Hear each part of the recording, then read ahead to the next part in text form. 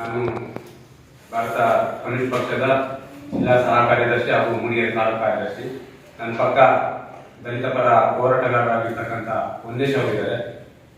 ಅದೇ ರೀತಿ ನಮ್ಮ ಭೀಮ್ ಆರ್ಮಿಯ ಏನು ತಾಲೂಕು ಅಧ್ಯಕ್ಷರಾಗಿರ್ತಕ್ಕಂಥ ರಮೇಶ್ ಅವರಿದ್ದಾರೆ. ಅದೇ ರೀತಿ ಯುವ ದಲಿತ ಹೋರಾಟಗಾರರಾಗಿರ್ತಕ್ಕಂಥ ಸುಜಯ್ ಅವರಿದ್ದಾರೆ. ಅದೇ ರೀತಿ ಯುವಜನ ಸಂಘಟನೆಯ ಮೂಡಿಗೆರೆ ತಾಲೂಕು ಸಂಚಾಲಕರಾಗಿರ್ತಕ್ಕಂಥ ಜಗದೀಶ್ ಚಕ್ರವರ್ತಿ ಅವರಿದ್ದಾರೆ. ಅದೇ ರೀತಿ ಪ್ರಗತಿಪರ ಯುವ ಹೋರಾಟಗಾರರಾಗಿರ್ತಕ್ಕಂಥ ಚೇತನ್ ಜೇನುಬೈ ಅವರಿದ್ದಾರೆ.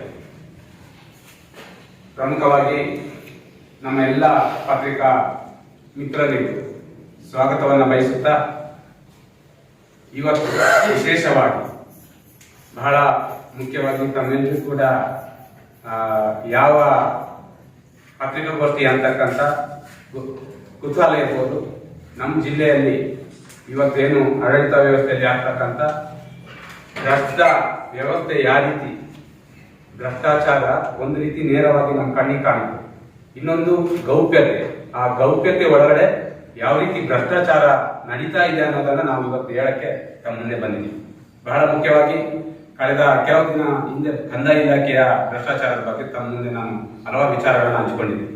ಇವತ್ತು ಆರೋಗ್ಯ ಇಲಾಖೆಯಲ್ಲಿ ಲಕ್ಷಾಂತರ ರೂಪಾಯಿ ಭ್ರಷ್ಟಾಚಾರದ ಜೊತೆಗೆ ಇಲ್ಲಿರ್ತಕ್ಕಂಥ ಜಿಲ್ಲೆಯ ಪ್ರತಿಭಾನ್ವಿತ ಯುವ ಏನಿವತ್ತು ಶಿಕ್ಷಣವನ್ನು ಪಡೆದು ಕೂಲಿ ನಾಲಿ ಮಾಡಿ ದಲಿತರು, ಬಡವರು, ರೈತರ ಮಕ್ಕಳು, ಮಧ್ಯಮ ವರ್ಗದ ಮಕ್ಕಳು ಇವತ್ತು ಶಿಕ್ಷಣವನ್ನು ಪಡೆದು ಉದ್ಯೋಗಕ್ಕೆ ಬಂದಾಗ ಅವ್ರನ್ನ ಯಾವ ರೀತಿ ವಂಚಿಸಿ ಇವತ್ತು ಏನು ದುಡ್ಡು ಕೊಡ್ತಕ್ಕಂಥ, ದುಡ್ಡನ್ನ ಚೆಲ್ತಕ್ಕಂಥ, ಆ ದುಡ್ಡನ್ನು ಕೊಟ್ಟು ಯಾವ ರೀತಿ ಉದ್ಯೋಗ ಪಡಿಬಹುದು ಅನ್ನೋದನ್ನ ಇವತ್ತು ಆರೋಗ್ಯ ಇಲಾಖೆ ಸಾಬೀತುಪಡಿಸಿದೆ ಅನ್ನೋದನ್ನ ನಾನು ಹೇಳ್ತಾ ಇದ್ದೀನಿ.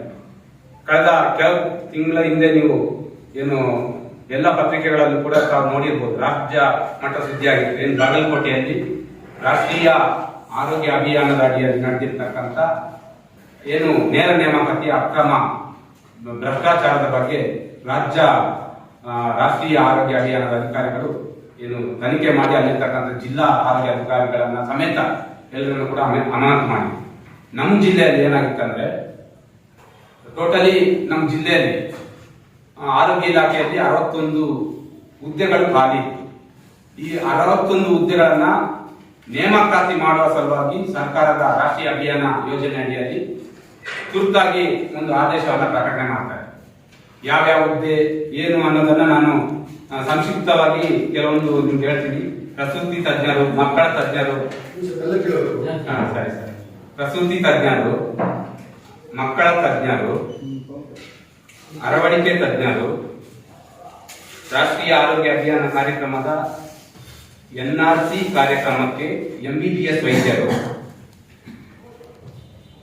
ರಾಷ್ಟ್ರೀಯ ಆರೋಗ್ಯ ಕಾರ್ಯಕ್ರಮ ಪಂಚಕರ್ಮ ಕಾರ್ಯಕ್ರಮದ ಅಡಿಯಲ್ಲಿ ಪಂಚಕರ್ಮ ತಜ್ಞ ವೈದ್ಯರು, ರಾಷ್ಟ್ರೀಯ ಆರೋಗ್ಯ ಅಭಿಯಾನ ಕಾರ್ಯಕ್ರಮದ ಅಡಿಯಲ್ಲಿ ಆಯುಷ್ ವೈದ್ಯರು, ರಾಷ್ಟ್ರೀಯ ಬಾಲ ಸ್ವಾಸ್ಥ್ಯ ಕಾರ್ಯಕ್ರಮದ ಅಡಿಯಲ್ಲಿ MBBS BAMS ವೈದ್ಯರು, ರಾಷ್ಟ್ರೀಯ ಇನ್ನು ಇದೇ ರೀತಿ ನಮ್ಮ ನರ್ಸ್ಗಳು, OT ಟೆಕ್ನಿಷಿಯನ್ಸ್, ಬೇರೆ ಬೇರೆ ವಿಭಾಗದಲ್ಲಿರ್ತಕ್ಕಂಥ 61 ಹುದ್ದೆಗಳಿಗೆ ನೇರ ನೇಮಕಾತಿ ಆದೇಶ ಹೊರಡಿಸುತ್ತಾರೆ. ಅಲ್ಲಿ ರೋಸ್ಟರ್ ಪದ್ಧತಿ ಇದೆ, ಮೀಸಲಾತಿ ಪದ್ಧತಿ ಇದೆ, ಸೇವಾ ಅನುಭವ ಇದೆ.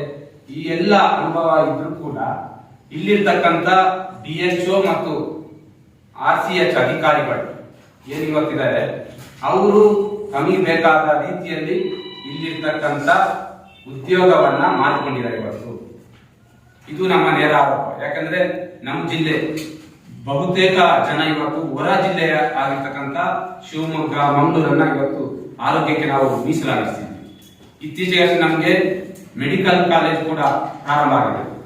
ಈ ಮೆಡಿಕಲ್ ಕಾಲೇಜ್ಗೆ ನಾವು ಅಡಿಗಲನ್ನು ಹಾಕಿದ್ದೀವಿ ಅಷ್ಟೇ. ಇವಾಗ ಈ ಸಂದರ್ಭದಲ್ಲಿ ಇಂಥ ಭ್ರಷ್ಟ ವ್ಯವಸ್ಥೆ ಅಡಿಯಲ್ಲಿ ಇಂಥ ಉನ್ನತ ಉದ್ಯೋಗದ ನೇಮಕಾತಿ ನಡೆದರೆ ಮುಂದಿನ ದಿನದಲ್ಲಿ ಈ ಜಿಲ್ಲೆಯ ಆರೋಗ್ಯದ ಭವಿಷ್ಯ ಸಂಪೂರ್ಣ ಹಾಳಾಗುತ್ತೆ. ಆ ನಿಟ್ಟಿನಲ್ಲಿ ಈವಾಗಲೇ ಅದನ್ನ ಭ್ರಷ್ಟ ನೇರ ನೇಮಕಾತಿಯನ್ನ ಏನು ಇವತ್ತು ಅಧಿಕಾರಿಗಳು ಸೇರಿ ಮಾಡ್ತಾ ಇದ್ದಾರೆ, ಅದನ್ನು ತಡಿಬೇಕು ಅನ್ನೋ ಉದ್ದೇಶದಲ್ಲಿ ನಮಗೆ ಈ ರೀತಿ ಅವ್ಯವಹಾರ ನಡೀತಾ ಇದೆ ಅಂತಕ್ಕಂಥ ಒಂದು ಮಾಹಿತಿ ಬರುತ್ತೆ. ನಾನು ಅದನ್ನ ನೇರವಾಗಿ ನಮ್ಮ ಜಿಲ್ಲಾ ಏನು ಇವತ್ತು DHO ಇದ್ದಾರೆ ಅವರಿಗೆ ನಾನು ಮಾಹಿತಿ ಕೇಳಿ ಈ 61 ಹುದ್ದೆಗಳನ್ನ ಯಾರ್ಯಾರು ಅಪ್ಲಿಕೇಶನ್ ಹಾಕಿದ್ದಾರೆ, ಯಾವ ಆಧಾರದ ಮೇಲೆ ಹಾಕಿದ್ದಾರೆ, ಅವರ ಅರ್ಹತೆ ಏನು ಮತ್ತು ಅವರ ಸಂಪೂರ್ಣ ಉದ್ಯೋಗದ ಮಾಹಿತಿ, ಅವರ ವಿದ್ಯಾರ್ಹತೆ, ಅಲ್ಲಿ ಸಂಬಂಧಪಟ್ಟ ಎಲ್ಲ ದಾಖಲಾತಿ ಕೊಡಬೇಕು ಅಂತ ಹೇಳಿ ನಾನು RTI ಅಲ್ಲಿ ಅವರಿಗೆ ಹಾಕಿದ್ದೆ. DHO ಅವರು, ಮಾನ್ಯ DHO ಅವರು ಅದನ್ನ RCH ಅಧಿಕಾರಿಗಳಿಗೆ ನಾನು ಹಸ್ತಾಂತರ ಮಾಡಿದ್ದೀನಿ, ನಿಮಗೆ ಕೊಡಬೇಕು ಅಂತ ಹೇಳಿ ಅವರೊಂದು RCH ಗೆ ಹಸ್ತಾಂತರ ಮಾಡಲಿಕ್ಕೆ ಕೊಟ್ಟಿರ್ತಕ್ಕಂಥ ಆದೇಶವನ್ನು ನನಗೆ ಕಳಿಸ್ತಾರೆ. ನಾನು ಅದನ್ನ RCH ಅವ್ರನ್ನ ಫಾಲೋ ಮಾಡ್ತೀನಿ. ಅವರು ನನಗೆ RCH ಅಧಿಕಾರಿಗಳು ನನಗೆ ಒಂದು ನೋಟಿಸ್ ಕೊಡ್ತಾರೆ. ನೀವು ಕೇಳಿರ್ತಕ್ಕಂಥ ಮಾಹಿತಿ 12,084 ಪುಟಗಳಿದ್ದು ನೀವು ಇಷ್ಟು 24,000 ಚಿಲ್ಲರೆ ಹಣ ಕಟ್ಟಬೇಕು ಅಂತಕ್ಕಂಥ ಆದೇಶವನ್ನು ಕೊಡ್ತಾರೆ.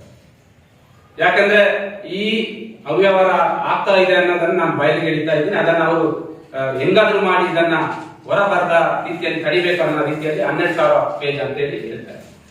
ನಾನು ಅದನ್ನ ಮತ್ತೆ ಅವ್ರಿಗೆ ರಿಕ್ವೆಸ್ಟ್ ಮಾಡ್ತೀನಿ, ಸರ್ ನಾನು ಇಂತಿಂತ ಮಾಹಿತಿ ಕೇಳಿದ್ದೀನಿ, ಸರ್ಕಾರದ ಏನು ಗೆಜೆಟ್ ನೋಟಿಫಿಕೇಶನ್ ಆಗಿದೆ ಆ ಕಾಪಿ ಬೇಕು, ಮತ್ತು ನೀವು ನೇಮಕಾತಿ ಮಾಡಿರ್ತಕ್ಕಂಥ ಅಭ್ಯರ್ಥಿಗಳ ಪಟ್ಟಿ ಮತ್ತು ಏನು ಇವತ್ತು ಅಪ್ಲಿಕೇಶನ್ ಆಗಿರ್ತಕ್ಕಂಥ ಅಭ್ಯರ್ಥಿಗಳ ಪಟ್ಟಿ, ಕೆಲವೊಂದು ನಿರ್ದಿಷ್ಟ ವಿಚಾರಗಳನ್ನು ಇಟ್ಕೊಂಡು ಅವರಿಗೆ ಮತ್ತು ನಾನು ಇನ್ನೊಂದು ನೋಟಿಸ್ ನಾನು ಅವ್ರು ಕಳಿಸ್ತೀನಿ RCH ಅಧಿಕಾರಿಗಳಿಗೆ.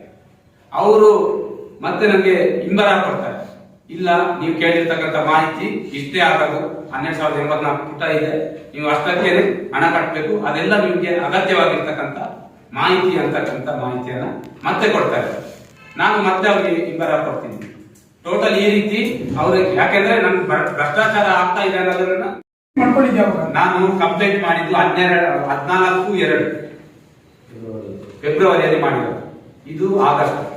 ಇಷ್ಟು ತಿಂಗಳು ಅದ್ರ ಬಗ್ಗೆ ನಾನು ಸ್ಟಡಿ ಮಾಡಿ ಇವತ್ತು ನಿಮ್ ಮುಂದೆ ನಾನು ಬಂದಿದ್ದೀನಿ. ಯಾಕಂದ್ರೆ ಅವ್ರು ಮಾಡಿರ್ತಕ್ಕಂಥ ಆರೋಪ ನಾನು ಸಾಬೀತು ಮಾಡಬೇಕಿತ್ತು, ಮತ್ತೆ ಅದ್ರ ಬಗ್ಗೆ ನಾನು ಅಧ್ಯಯನ ಮಾಡಬೇಕಿತ್ತು, ಮತ್ತೆ ಬೇರೆ ಜಿಲ್ಲೆಯಲ್ಲಿ ಯಾವ ರೀತಿ ಆಗಿದೆ ಅಂತ ನಾನು ಸ್ಟಡಿ ಮಾಡಬೇಕಿತ್ತು. ನನ್ಗೆ ಇತ್ತೀಚೆಗೆ ಬಾಗಲಕೋಟೆಯಲ್ಲಿ ಆಗಿರ್ತಕ್ಕಂಥ ಅವ್ಯವಹಾರ ರಾಷ್ಟ್ರೀಯ ಅಭಿಯಾನ ಬಹಳ ಸೀರಿಯಸ್ ಆಗಿ ತಗೊಂಡು ಅದನ್ನ ಅಲ್ಲಿರ್ತಕ್ಕಂಥ ಅಧಿಕಾರಿಗಳೇ ಅಲ್ಲಿ ಹೋಗಿ ಜಿಲ್ಲಾಧಿಕಾರಿಗಳನ್ನ ಹೊರಗಿಟ್ಟು ಅವರೇ ತನಿಖೆ ಮಾಡ್ತಾ ಇದ್ದಾರೆ. ಹಾಗಾಗಿ ನಮ್ಮ ಜಿಲ್ಲೆಯಲ್ಲಿ ಕೂಡ ತನಿಖೆ ಆಗ್ಬೇಕಂತಕ್ಕಂಥ ಹಿನ್ನೆಲೆಯಲ್ಲಿ ಇವತ್ತು ನಾನು ಪತ್ರಿಕಾಗೋಷ್ಠಿ ಮಾಡ್ತಾ ಇದ್ದೇನೆ.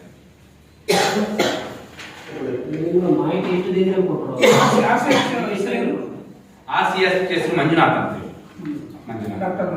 ಹೌದು.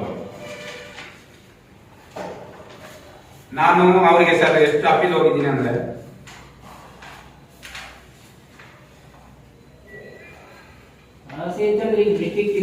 ಯೋಜನಾ, ಹೌದು ಸರ್. ನೋಡಿ ಅವರು ಹೊಡ್ಸಿರ್ತಕ್ಕಂಥ, ನಾನು ಅವ್ರಿಗಿಂತ ಮುಂಚೆ ನಾನು ತಗೊಂಡಿದ್ದೆ. ಯಾಕಂದ್ರೆ ಇವಾಗೆಲ್ಲ ಆನ್ಲೈನ್ ಅಲ್ಲಿ ನೀವು ಇಲಾಖೆ ವೆಬ್ಸೈಟ್ ಹಾಕಿದ್ರೆ ತಗೋಬಹುದು, ನಮ್ಗೆ ಅಧಿಕೃತವಾಗಿ ಬೇಕಿತ್ತು. ಆದ್ರೂ ಅವರು ನೋಡಿ ಎಷ್ಟೇ ಗೆಜೆಟ್ ನೋಟಿಫಿಕೇಶನ್ ಇರೋದು ಪೇಜ್ ಪುಟ್ಟ ಸಂಖ್ಯೆ ಇರುತ್ತೆ, ಇದ್ರಲ್ಲಿ 10 ಪೇಜ್ ಇಲ್ಲ. ನಾನು ಆನ್ಲೈನ್ ಅಲ್ಲಿ ತಗೊಂಡಿದ್ದೆ ನಮ್ಮ ಡಿಸ್ಟಿಕ್ ಅಲ್ಲಿ. ಆಮೇಲೆ ಅವ್ರಿಗೆ ನಾನು ಮಾಹಿತಿ ಕೇಳ್ತೀನಿ, ನಾನು ತಗೊಂಡು ಅವ್ರಿಗಿಂತ ಮಾಹಿತಿ ಕೇಳೋಕ್ಕಿಂತ ಮುಂಚೆ ನಾನು ತಗೊಂಡು ಅದ್ರ ಬಗ್ಗೆ ಸ್ಟಡಿ ಮಾಡ್ತೀನಿ. ಆಮೇಲೆ ಫೆಬ್ರವರಿ 14ಕ್ಕೆ ನಾನು ಅವ್ರಿಗೆ ಅಧಿಕೃತವಾಗಿ ಅದ್ರ ಬಗ್ಗೆ ಮಾಹಿತಿ ಕೇಳ್ತೀನಿ. ಆಮೇಲೆ ಫೆಬ್ರವರಿ 16ನೇ ತಾರೀಕಿಗೆ ನಾನು ಇವ್ರಿಗೆ ಮಾಹಿತಿ ಕೇಳಿ 2 ದಿವಸ ಬಿಟ್ಟು ಕಟಾರಿ ಅವರಿಗೆ ಲೆಟರ್ ಹಾಕ್ತೀನಿ, ಕಂಪ್ಲೇಂಟ್ ಮಾಡ್ತೀನಿ, ಈ ರೀತಿ ಆಗಿದೆ, ನನ್ನ ಡಿಸ್ಟಿಕ್ ಅಲ್ಲಿ ಹಗರಣ ಆಗಿದೆ, ಇದ್ರ ಬಗ್ಗೆ ತನಿಖೆ ಮಾಡಿ ಅಂತೇಳಿ 2 ದಿವಸ ಬಿಟ್ಟು ಕಟಾರಿ ಅವರಿಗೆ ಲೆಟರ್ ಬರುತ್ತೀನಿ. ಆಮೇಲೆ ಅವರು ನಮ್ಮ ಏನು ಇವರು DHO ಅವರು ನಮಗೆ ಲೆಟರ್ ಕಳಿಸ್ತಾರೆ, ಈ ರೀತಿ ನೀವು ಕೊಟ್ಟಿರ್ತಕ್ಕಂಥ ಲೆಟರ್ನ ನಾನು RCH ಅವರಿಗೆ ಹಸ್ತಾಂತರ ಮಾಡಿದ್ದೀನಿ, ನಿಮ್ಗೆ ಮಾಹಿತಿ ಅವ್ರು ಕೊಡ್ತಾರೆ, ನೀವು ಅವ್ರನ್ನ ಫಾಲೋ ಮಾಡಿ ಅಂತೇಳಿ DHO ಅವ್ರಿಗೆ ಲೆಟರ್ ಕೊಡ್ತಾರೆ. ಆಮೇಲೆ DHO ಅವರು ನನಗೆ ಲೆಟರ್ ಕಳಿಸ್ತಾರೆ, ಇವರು RCH 12,084 ಪುಟ ಇದೆ, ನೀವು ಕಳಿಸ್ಬೇಕು ಅಂತ ಹೇಳಿ. ನಾನು ಅವ್ರಿಗೆ ಹಿಂಬರ ಕೊಡ್ತೀನಿ, ನೀವು ಕೇಳಿರ್ತಕ್ಕಂಥ ಮಾಹಿತಿ 12,000, ನಾನು ಕೇಳಿರೋದು ಗೆಜೆಟ್ ನೋಟಿಫಿಕೇಶನ್. ಯಾಕಂದ್ರೆ ಕಾಮನ್ ಆಗಿ ನಾನು ಕೂಡ ಥಿಂಕ್ ಮಾಡಿ ಒಂದು 50 ಪೇಜ್ 60 ಪೇಜ್ ಇರ್ಬೋದು, 12,084 ಪುಟ ಇರ್ಲಿಕ್ಕೆ ಸಾಧ್ಯ ಇಲ್ಲ. ಹಾಗಾಗಿ ನೀವು ಏನಾದ್ರು ನಿಮ್ಗೆ ಗೊಂದಲ ಇದ್ರೆ ನನಗೆ ಸಂಕ್ಷಿಪ್ತವಾಗಿ ಇಂಥ ಮಾಹಿತಿ ಕೊಡಿ ಅಂತ ಹೇಳಿ RCH ಅವರಿಗೆ ನಾನು ಮನವಿ ಮಾಡ್ತೇನೆ. ಮತ್ತೆ ಅವರು ನನಗೆ, ನಾನು ಅದರಲ್ಲಿ ಕೆಲವೊಂದು ಯಾವ್ಯಾವ ಪಟ್ಟಿ ಏನೇನು ಬೇಕು ನನಗೆ ಪರ್ಟಿಕ್ಯುಲರ್ ಆಗಿ ಅಧಿಕೃತ ಹೆಸರು ಹಾಕಿ ಅವ್ರಿಗೆ ಕಳಿಸ್ತೀನಿ. ಅವ್ರು ಹೇಳ್ತಾರೆ, ಮತ್ತೆ ನನ್ನ ಲೆಟರ್ಗೆ ಅವ್ರು ಕೊಡ್ತಾರೆ, ಇಲ್ಲ ನೀವು ಕೇಳಿರ್ತಕ್ಕಂಥ ಮಾಹಿತಿ ಅದರಲ್ಲಿ ಇಷ್ಟೇ ಪುಟ ಬರೋದು 12,000 ನೀವು ಹಣ ಕಟ್ಬೇಕಂತ. ನಾನು ಅವ್ರಿಗೆ ಹೇಳ್ತೀನಿ, ಸರಿ ನಾನು ಕಟ್ತೀನಿ 12,000 ನಾನು ಕೇಳಿರ್ತಕ್ಕಂಥ ಮಾಹಿತಿ ವಾಸ್ತವವಾಗಿ ಮತ್ತು ಸತ್ಯಾಂಶದಿಂದ ಹೇಳ್ತೀನಿ. ಅವ್ರಿಗೆ ಅವತ್ತೇ ಆ ಪತ್ರದೊಂದಿಗೆ ನಾನು ಈ 24,000 ಹಣ ಕೂಡ ಕಟ್ಟಿ 24,000, ಯಾಕಂದ್ರೆ ನನಗೆ ಭ್ರಷ್ಟಾಚಾರ ನಿಲ್ಲಿಸ್ಬೇಕನ್ನೋ ಉದ್ದೇಶ ಇತ್ತು. ಬೇರೆ ಯಾರಾದ್ರೂ ಬೇರೆ ರೀತಿ ಇದು ಮಾಡ್ತೀವಿ, ನಮ್ಗೆ ಆ ತರ ಇಲ್ಲ. ಇಲ್ಲಿರ್ತಕ್ಕಂಥ ಭ್ರಷ್ಟ ವ್ಯವಸ್ಥೆ ಸಂಪೂರ್ಣವಾಗಿ ತೆಗೆದಾಕ್ಬೇಕನ್ನೋ ವ್ಯವಸ್ಥೆಯಲ್ಲಿ ನಾನು 24,000 ಕಟ್ಟಿ ತಗೊಂಡೋಗಿ ಯಾವ ಡಿಡಿನ ಅವ್ರು ಕೊಡ್ತೀನಿ. ಆಮೇಲೆ ಅವ್ರು ಕಟ್ತಾರೆ, ನೀವು ಕೊಟ್ಟಿರ್ತಕ್ಕಂಥ ಮಾಹಿತಿ ನಿಮ್ಗೆ ಈ ತರ 24,000 ಕಟ್ಟಿದ್ದೀರಿ, ಅದನ್ನ ನಿಮ್ಗೆ ಮಾಹಿತಿ ಕೊಡ್ತೀವಿ ಅಂತ ಹೇಳಿ ಅವ್ರು ಹೇಳ್ತಾರೆ. ಮತ್ತೆ ಅದ್ರ ಜೊತೆ ನಮ್ಗೆ ಇವರು ಸರ್ ನನಗೆ ನಾನು ಕೇಳಿರ್ತಕ್ಕಂಥ ಮಾಹಿತಿ ಆಗಿಲ್ಲ, ನಾನು ಪಟ್ಟಿ ಕೇಳಿದ್ದೀನಿ, ಪಟ್ಟಿ ಕೊಟ್ಟಿಲ್ಲ. ನಾನು ಅವ್ರಿಗೆ ಮತ್ತೆ ಅಲ್ಲಿ ಮಾಹಿತಿ ಕೊಡ್ಬೇಕಾದ್ರೂ ಕೂಡ ನಮ್ಗೆ ಇನ್ನೊಂದು ಆಪ್ಷನ್ ಇತ್ತು. ಸರ್ ನೀವು ಏನೇನು ಕೇಳಿದ್ರು ಸರ್ ಈಗ ನಾನು ಅಲ್ಲಿ ಮಾಹಿತಿ ಕೇಳಿದ್ರು ಕೊಡ್ತೀನಿ ನೋಡಿ. ನಾನು ಅವ್ರಿಗೆ ನನ್ನ ಹೆಸರು ಹಾಕಿ ಒಂದು ಮಾಹಿತಿಯನ್ನು ಕೇಳ್ತೀನಿ. ದಿನಾಂಕ 1/7/2023 ಗುತ್ತಿಗೆ ಆಧಾರದ ನೇಮಕಾತಿಗಾಗಿ ಹೊರಡಿಸಿದ ಆದೇಶದ ಪತ್ರಿಕಾ ಪ್ರಕಟಣೆಯ ಪ್ರತಿ. ಅಂದ್ರೆ ತಾವೆಲ್ಲರೂ ಕೂಡ ತುಂಬಾ ಹಲವಾರು ಪೇಪರ್ ಅಲ್ಲಿ ಇದ್ದೀರಿ, ಇದೆಲ್ಲ ಲೋಕಲ್ ಪೇಪರ್ ಅಲ್ಲಿ ಕೊಟ್ಟಿರ್ತಾರೆ ಅಂತ ಉದ್ದೇಶ ಇಟ್ಕೊಂಡು ನಾನು ಹೇಳ್ತೀನಿ ಯಾವ ಪೇಪರ್ ಅಲ್ಲಿ ಕೊಟ್ಟಿದ್ವಿ ಅದರ ಆದೇಶದ ಪ್ರತಿ ನನಗೆ ಕೊಡಿ ಅಂತ ಹೇಳಿ. ಆಮೇಲೆ ಹುದ್ದೆಗಳ ಸಂಪೂರ್ಣ ವಿವರ, ಯಾಕಂದ್ರೆ 61 ಹುದ್ದೆ ನಮ್ಮ ಹೇಳಿತ್ತು, ಅದರ ಸಂಪೂರ್ಣ ವಿವರ ಕೊಡಿ ಅಂತ ಹೇಳಿ ನನ್ನ ಇದ್ರೂ ಕೂಡ ನಾನು ಅವತ್ತು ಕೇಳ್ತೀನಿ. ಆಮೇಲೆ ಸಂಬಂಧಪಟ್ಟ ವಿವಿಧ ಹುದ್ದೆಗಳಿಗೆ ಸಲ್ಲಿಸಿದ ಒಟ್ಟು ಅರ್ಜಿಗಳ ಸಂಖ್ಯೆ ಏನು ಅದು ಕೊಟ್ಟಿದ್ದಾರೆ 943 ಅಂತ. ಒಟ್ಟು ಅರ್ಜಿಗಳ ಸಂಖ್ಯೆ, ಅಭ್ಯರ್ಥಿಯ ಹೆಸರು, ಪೋಷಕರ ಹೆಸರು ಮತ್ತು ವಿಳಾಸ, ವಿದ್ಯಾರ್ಹತೆ, ಅಭ್ಯರ್ಥಿಯು ಸಲ್ಲಿಸಿದ ಅರ್ಜಿಯ ನಕಲು, ಸಂಬಂಧಪಟ್ಟ ಇತರೆ ಅರ್ಹತೆಯ ದಾಖಲಾತಿಗಳು, ಅಂದ್ರೆ ಅವರ ಜಾಬ್, ಇದು ಸೀನಿಯಾರಿಟಿ, ಅವರ ಅನುಭವ, ಅದ್ರ ದಾಖಲಾತಿ ಬರುತ್ತೆ, ಅದನ್ನ ಕೇಳಿದ್ವಿ. ಆಮೇಲೆ ಆಯ್ಕೆಯಾದ ಅಭ್ಯರ್ಥಿಗಳ ಪಟ್ಟಿ, ನನಗೆ ಇದು ಕೊಡ್ಲಿಲ್ಲ, ಆಯ್ಕೆಯಾದ ಅಭ್ಯರ್ಥಿಗಳ ಪಟ್ಟಿ ಕೊಡ್ಲಿಲ್ಲ. ಮತ್ತೆ ಅಲ್ಲಿ ನಾನು ಕೇಳಿರ್ತಕ್ಕಂಥ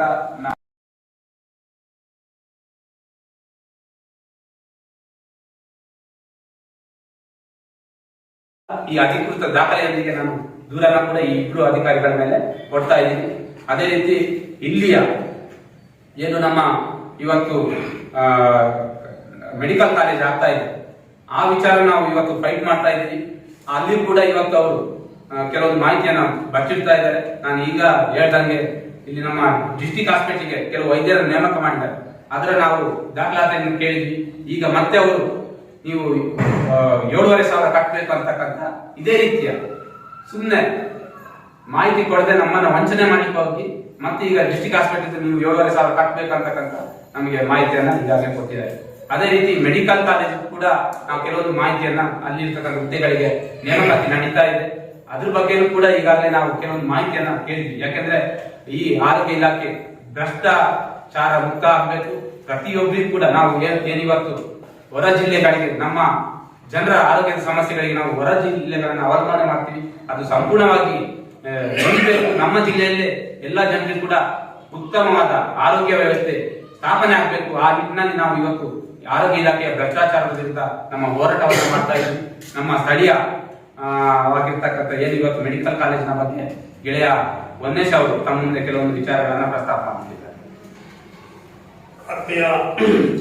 ಪತ್ರಿಕಾ ಮಿತ್ರರೇ, ಇವಾಗ ರವಿ ಅವರು ಏನು ಪ್ರಸ್ತಾಪ ಮಾಡಿದ್ರು, ರಮೇಶ್ ಅವರು, ಅದೇ ರೀತಿ ನಾನು ವೈದ್ಯಕೀಯ ಕಾಲೇಜು ವಿಚಾರವಾಗಿ ಕೆಲವೊಂದು ಮಾಹಿತಿ ಕೇಳಿ ನಮಗೆ ಯಾವ ತರ ಉತ್ತರ ಕೊಡ್ತಾರೆ ಅಂತಂದ್ರೆ, ಈ ಮಾಹಿತಿಯನ್ನ ದುರುಪಯೋಗ ಯಾವ ತರ ಪಡಿಸ್ಕೊಂಡಿದ್ದಾರೆ ಅಂದ್ರೆ, ವೈಯಕ್ತಿಕ ಮಾಹಿತಿ, ಒಬ್ಬ ಅಸಿಸ್ಟೆಂಟ್ ಪ್ರೊಫೆಸರ್ ವಿಷಯ ಕೇಳಿದ್ರೆ ಅಸಿಸ್ಟೆಂಟ್ ಪ್ರೊಫೆಸರ್ ಅನ್ನ ಹೇಗೆ ಆಯ್ಕೆ ಮಾಡ್ಕೊಂಡ್ರಿ, ನೀವು ಯಾವ ಮಾನದಂಡದ ಮೇಲೆ ಆಯ್ಕೆ ಮಾಡ್ಕೊಂಡ್ರಿ, ಪತ್ರಿಕಾ ಪ್ರಕಟಣೆ ಕೊಡಿ, ಮತ್ತೆ ಯಾವ ಆದೇಶ ಇತ್ತು ಅಂತೇಳಿ ಕೇಳಿ ಒಬ್ಬ ಅಸಿಸ್ಟೆಂಟ್ ಪ್ರೊಫೆಸರ್ನ, ಅವರು ಹೆಸರು ಬೇರೆ ಪ್ರೊಫೆಸರ್ನ, ಅವ್ರನ್ನ ನೀವಿಲ್ಲ ಇದು ವೈಯಕ್ತಿಕ ಮಾಹಿತಿ ಇದನ್ನ ನಾವು ನಿಮಗೆ ಕೊಡಕ್ ಬರಲ್ಲ ಅಂತ. ಅಂದ್ರೆ ಅವ್ರ ವ್ಯಕ್ತಿ ಆಗಿತ್ತು ಅಂದ್ರೆ ಅದು ವೈಯಕ್ತಿಕ ಮಾಹಿತಿ, ಮಾಹಿತಿ ಹಕ್ಕು ಅಧಿನಿಯಮದಲ್ಲಿ ಇದೆ, ವೈಯಕ್ತಿಕ ಮಾಹಿತಿಗೆ ಅವಕಾಶ ಇಲ್ಲ. ಆದ್ರೆ ಒಬ್ಬ ಸರ್ಕಾರಿ ನೌಕರ ಅಸಿಸ್ಟೆಂಟ್ ಪ್ರೊಫೆಸರ್ನ ಅವರು ವೈಯಕ್ತಿಕ ಮಾಹಿತಿ ಅಂತ ಹೇಳ್ತಾರೆ. ಜೊತೆಗೆ ಅಲ್ಲಿರ್ತಕ್ಕಂಥ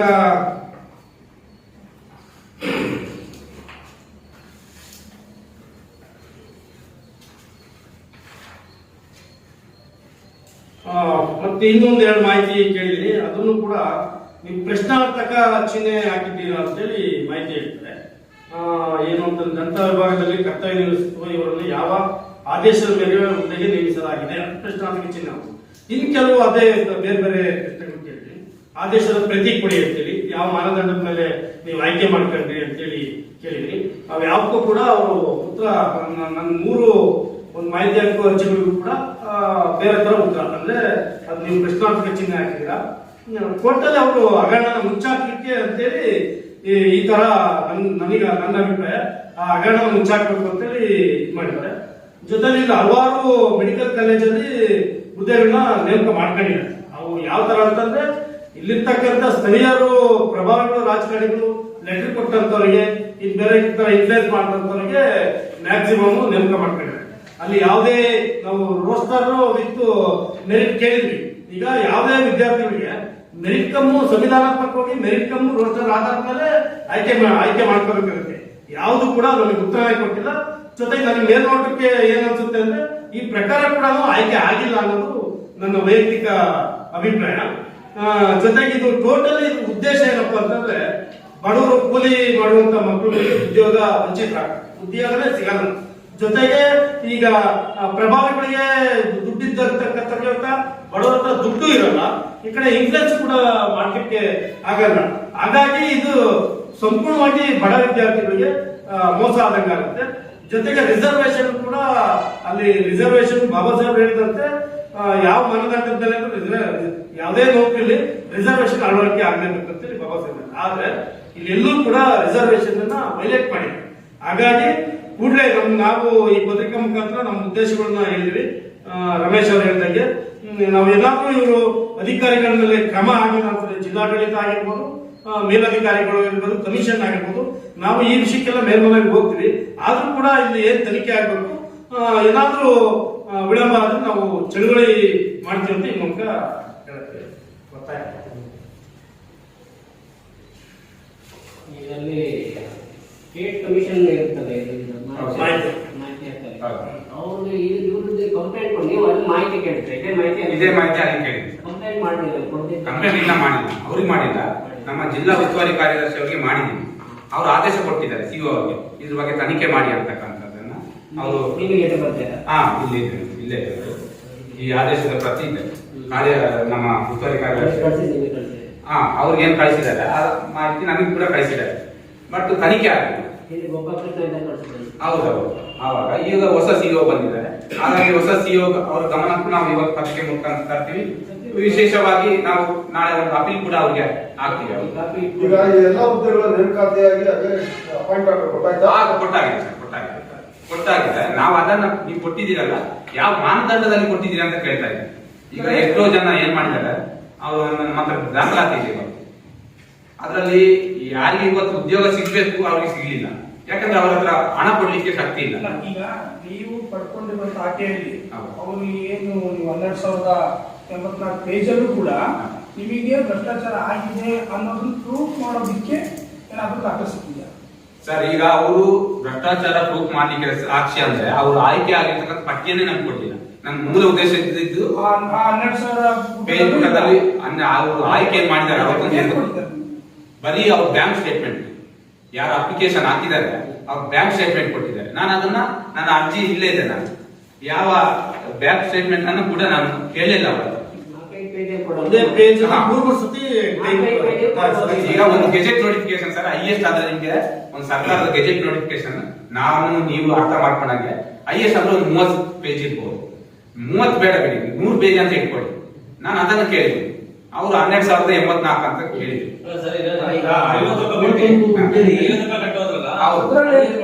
ಅದ್ರಲ್ಲಿ ಏನು ನಾನು ಇಲ್ಲಿ ಕೇಳಿದ್ದೆ, ಆ ಮಾನದಂಡ ಏನಿತ್ತು ನಾನು ಇವ್ರಿಗೆ ಕೇಳಿದೆ, ನೀವು ಆಯ್ಕೆ ಮಾಡಿರ್ತಕ್ಕಂಥ ಮಾನದಂಡ ಏನಿದೆ, ನಮ್ಮ ರಾಜ್ಯ ಘಟಕದ ಮಾನದಂಡ ಏನಿದೆ, ನೀವು ಯಾವ ರೀತಿ ಅನುಸರಿಸುತ್ತಿದ್ದೀರಿ, ಗೆಜೆಟ್ ನೋಟಿಫಿಕೇಶನ್ ಕೊಡಿ ಅಂತ.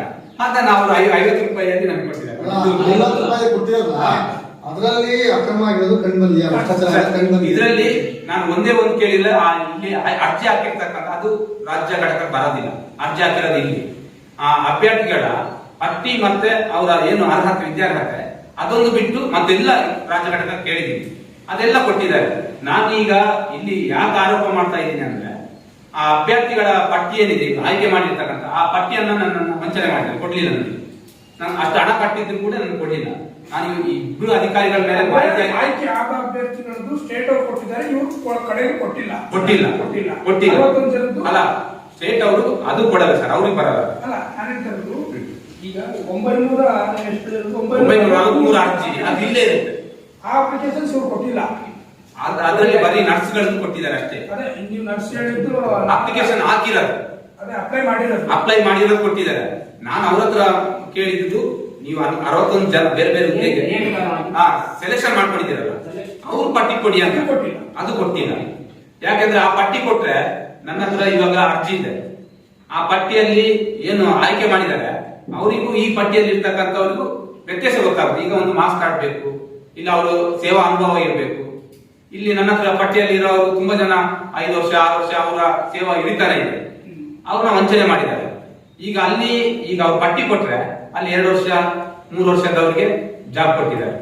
ಇವ್ರು ಪಾಪ 6 ವರ್ಷ 7 ವರ್ಷ ಇಲಾಖೆಯಲ್ಲಿ ಕೆಲಸ ಮಾಡಿದ್ದಾರೆ. ಅನುಸರಿಸಿಲ್ಲ ಅಂತ ನಮ್ ನೇರ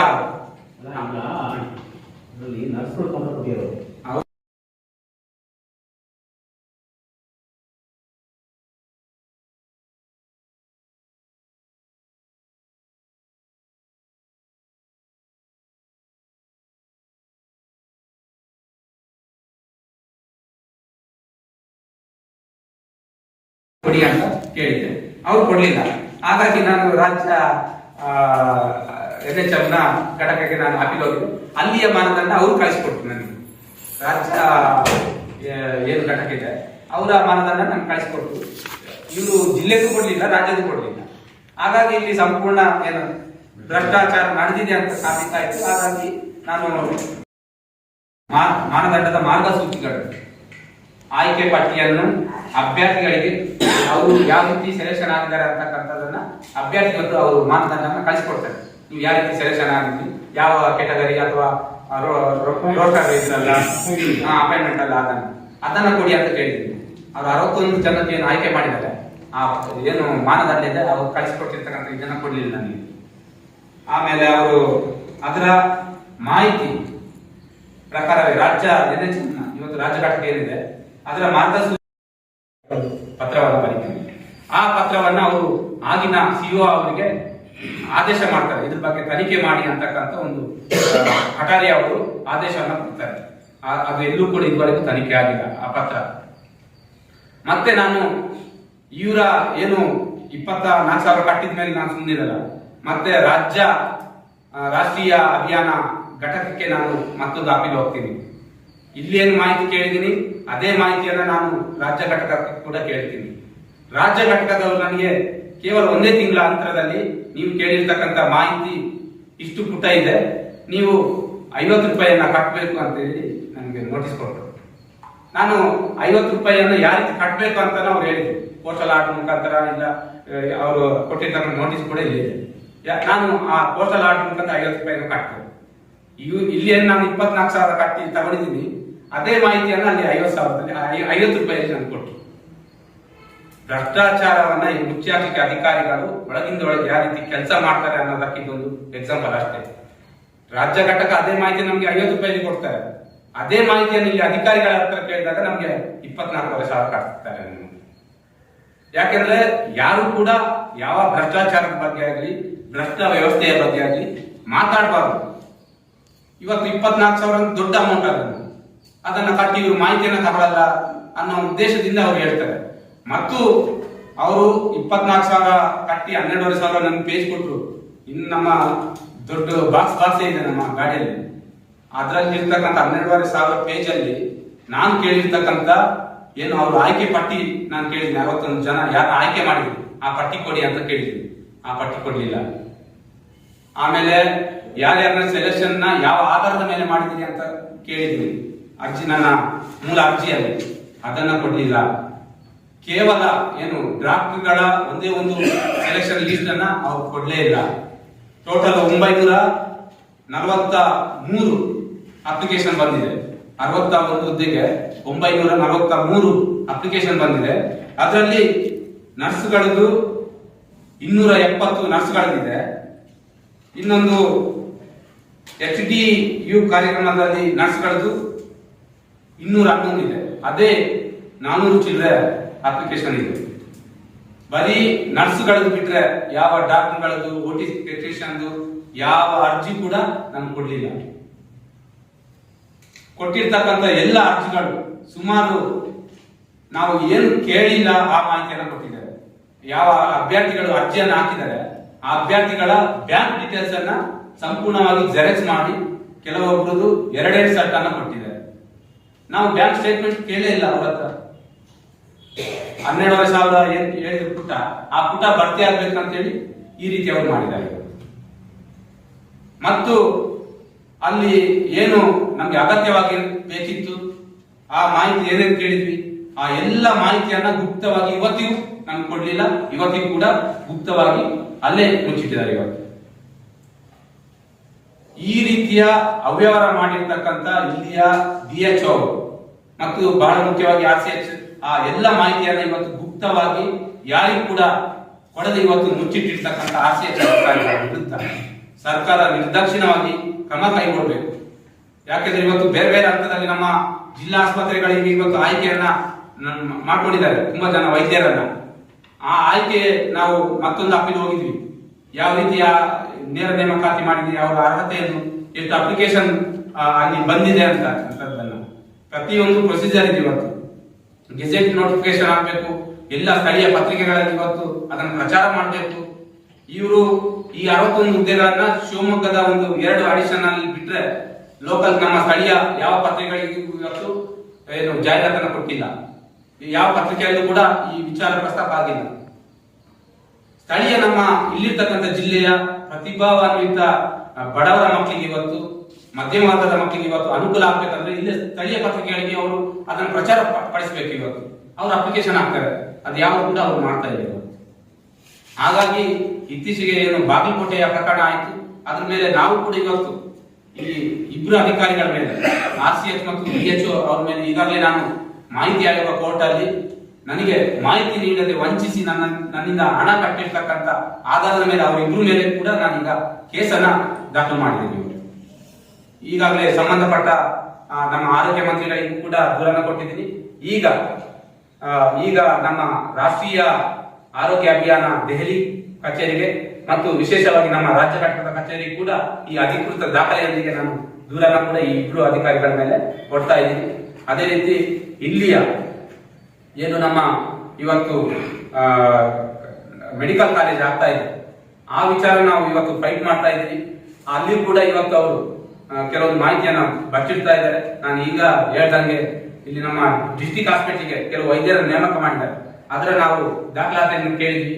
ಈಗ ಮತ್ತೆ ಅವರು ನೀವು 7,500 ಕಟ್ಟಬೇಕು ಅಂತಕ್ಕಂಥ ಇದೇ ರೀತಿಯ ಸುಮ್ಮನೆ ಮಾಹಿತಿ ಕೊಡದೆ ನಮ್ಮನ್ನ ವಂಚನೆ ಮಾಡಲಿಕ್ಕೆ ಹೋಗಿ ಮತ್ತೆ ಈಗ ಡಿಸ್ಟಿಕ್ ಹಾಸ್ಪಿಟಲ್ ನೀವು 7,500 ಕಟ್ಟಬೇಕು ಅಂತಕ್ಕಂಥ ನಮಗೆ ಮಾಹಿತಿಯನ್ನ ಈಗಾಗಲೇ ಕೊಟ್ಟಿದ್ದಾರೆ. ಅದೇ ರೀತಿ ಮೆಡಿಕಲ್ ಕಾಲೇಜ್ ಕೂಡ ನಾವು ಕೆಲವೊಂದು ಮಾಹಿತಿಯನ್ನ ಅಲ್ಲಿ ಇರ್ತಕ್ಕಂಥ ಹುದ್ದೆಗಳಿಗೆ ನೇಮಕಾತಿ ನಡೀತಾ ಇದೆ, ಅದ್ರ ಬಗ್ಗೆನೂ ಕೂಡ ಈಗಾಗಲೇ ನಾವು ಕೆಲವೊಂದು ಮಾಹಿತಿಯನ್ನ ಕೇಳಿದ್ವಿ. ಯಾಕಂದ್ರೆ ಈ ಆರೋಗ್ಯ ಇಲಾಖೆ ಭ್ರಷ್ಟಾಚಾರ ಮುಕ್ತ ಆಗಬೇಕು. ಪ್ರತಿಯೊಬ್ಬರಿಗೂ ಕೂಡ ನಾವು ಏನಿವತ್ತು ಹೊರ ಜಿಲ್ಲೆಗಳಿಗೆ ನಮ್ಮ ಜನರ ಆರೋಗ್ಯದ ಸಮಸ್ಯೆಗಳಿಗೆ ನಾವು ಹೊರ ಜಿಲ್ಲೆಗಳನ್ನ ಅವಲಂಬನೆ ಮಾಡ್ತೀವಿ, ಅದು ಸಂಪೂರ್ಣವಾಗಿ ಹೊಂದಬೇಕು. ನಮ್ಮ ಜಿಲ್ಲೆಯಲ್ಲೇ ಎಲ್ಲ ಜನರಿಗೂ ಕೂಡ ಉತ್ತಮವಾದ ಆರೋಗ್ಯ ವ್ಯವಸ್ಥೆ ಸ್ಥಾಪನೆ ಆಗಬೇಕು. ಆ ನಿಟ್ಟಿನಲ್ಲಿ ನಾವು ಇವತ್ತು ಆರೋಗ್ಯ ಇಲಾಖೆಯ ಭ್ರಷ್ಟಾಚಾರದ ವಿರುದ್ಧ ನಮ್ಮ ಹೋರಾಟವನ್ನು ಮಾಡ್ತಾ ಇದ್ದೀವಿ. ನಮ್ಮ ಸ್ಥಳೀಯ ವಾಗಿರ್ತಕ್ಕಂಥ ಏನು ಇವತ್ತು ಮೆಡಿಕಲ್ ಕಾಲೇಜಿನ ಬಗ್ಗೆ ಗೆಳೆಯ ವನ್ನೇಶ್ ಅವರು ತಮ್ಮ ಮುಂದೆ ಕೆಲವೊಂದು ವಿಚಾರಗಳನ್ನ ಪ್ರಸ್ತಾಪ ಮಾಡಿದ್ದಾರೆ.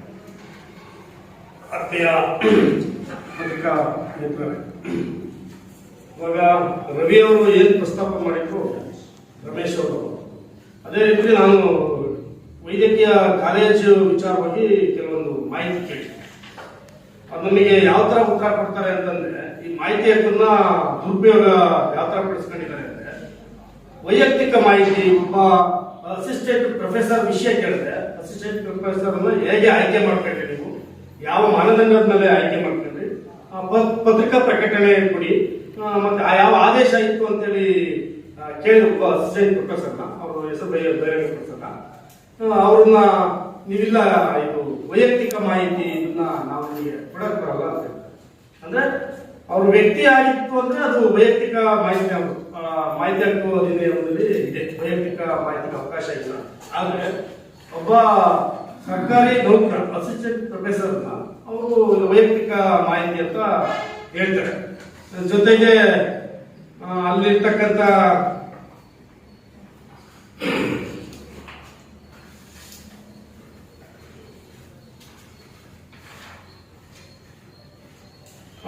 ಮತ್ತೆ ಇನ್ನೊಂದು ಎರಡು ಮಾಹಿತಿ ಕೇಳಿದ್ರಿ, ಅದನ್ನು ಕೂಡ ನೀವು ಪ್ರಶ್ನಾರ್ಥಕ ಚಿಹ್ನೆ ಹಾಕಿದ್ದೀರಾ ಅಂತೇಳಿ ಮಾಹಿತಿ ಹೇಳ್ತಾರೆ.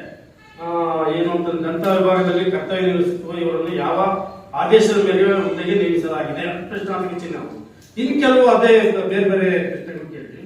ಆದೇಶದ ಪ್ರತಿ ಕೊಡಿ ಅಂತೇಳಿ, ಯಾವ ಮಾನದಂಡದ ಮೇಲೆ ನೀವು ಆಯ್ಕೆ ಮಾಡ್ಕೊಂಡ್ರಿ ಅಂತೇಳಿ ಕೇಳಿದ್ರಿ. ಅವು ಯಾವಕ್ಕೂ ಕೂಡ ಅವರು ಉತ್ತರ ನನ್ನ 3 ಒಂದು ಮಾಹಿತಿ ಹಕ್ಕು ಅರ್ಜಿಗಳಿಗೂ ಕೂಡ ಬೇರೆ ತರ ಉತ್ತರ, ಅಂದ್ರೆ ಅದು ನೀವು ಪ್ರಶ್ನಾರ್ಥಕ ಚಿಹ್ನೆ ಹಾಕಿದ್ದೀರಾ. ಟೋಟಲ್ ಅವರು ಹಗರಣನ ಮುಚ್ಚಾಕ್ಲಿಕ್ಕೆ ಅಂತೇಳಿ ಈ ತರ ನನ್ನ ಅಭಿಪ್ರಾಯ, ಆ ಹಗರಣ ಮುಚ್ಚಾಕ್ಬೇಕು ಅಂತೇಳಿ ಇದು ಮಾಡಿದ್ದಾರೆ.